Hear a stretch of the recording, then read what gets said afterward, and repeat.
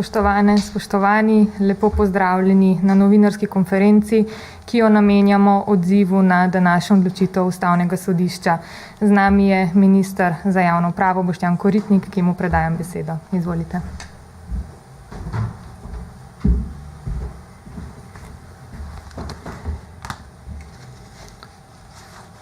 Spoštovane državljanke in državljani, današnjo odločitev Ustavnega sodišča obžalujem, a jo bom seveda, to poudarjam, da ne bo spet prihajalo do nesporazumov, absolutno spoštoval. Pogoj PC v državni upravi torej od jutri naprej še ne bo veljal, zaenkrat ostajamo pri pogoju PCT. Naj pri tem opozorim, da gre pri današnji odločitvi zgolj za začasno zadržanje in ne za razveljavitev. In še, da ta odlok ni uvedel obveznega cepljenja, ga ni mogel in ni bil tak namen.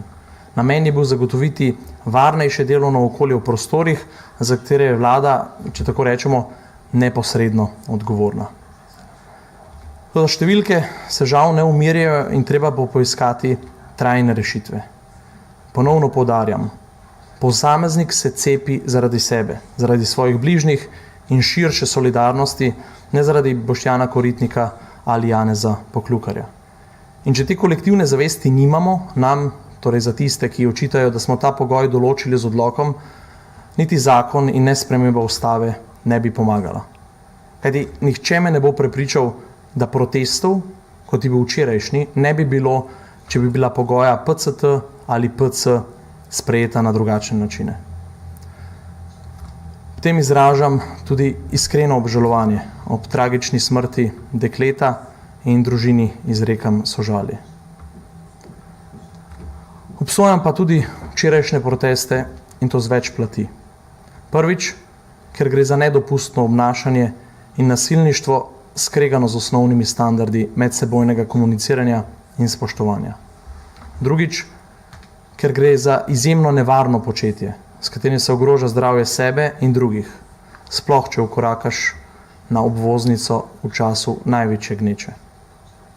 Tretjič, ker dogodki temeljijo na dokazih z Facebooka in Googla in nimajo nikakršne strokovne podstati. Gre za čisti populizem, ki je, ponavljam, izredno nevaren za javno zdravje in ogabno poceni nabiranje političnih točk. In četrtič, pa ne nazadnje, ker so bili napadeni novinarji, ki so zgolj opravljali svoje delo. Novinarji, ki imajo družine, ki so bili na mesto do 16:30 v službah do poznih večernih ur in pri tem izpostavljeni verbalnemu in fizičnemu nasilju. Doma pa so za njih in njihovo zdravje trpetale družine in najbližji. To je zavržno.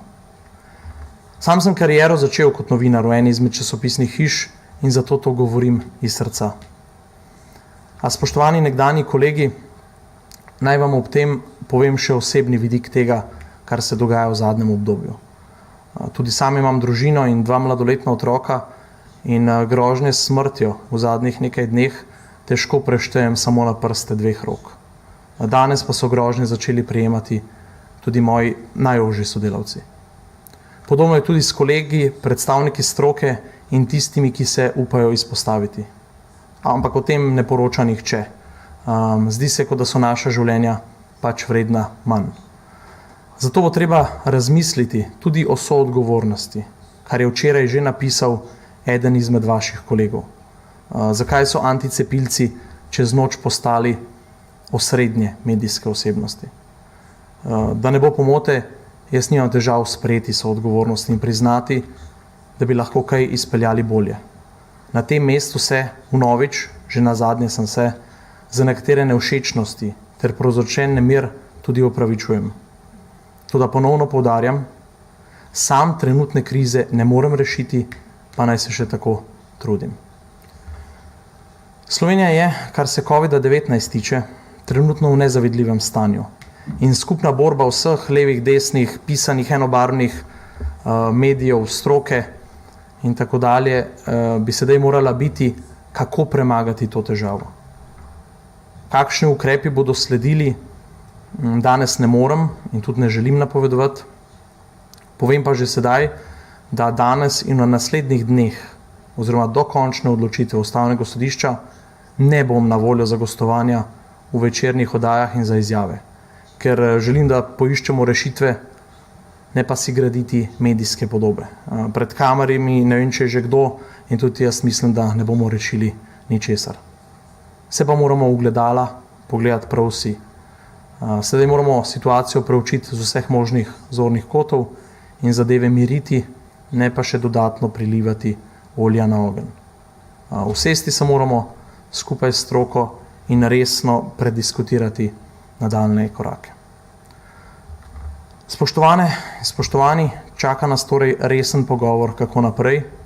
Še vedno pa verjamem, da smo skupaj sposobni doseči raven precepljenosti, ki bo omogočila, da nepriljubljene ukrepe odpravimo in se vrnemo v bolj običajne tirnice vsakdana. Hvala in ostanite zdravi.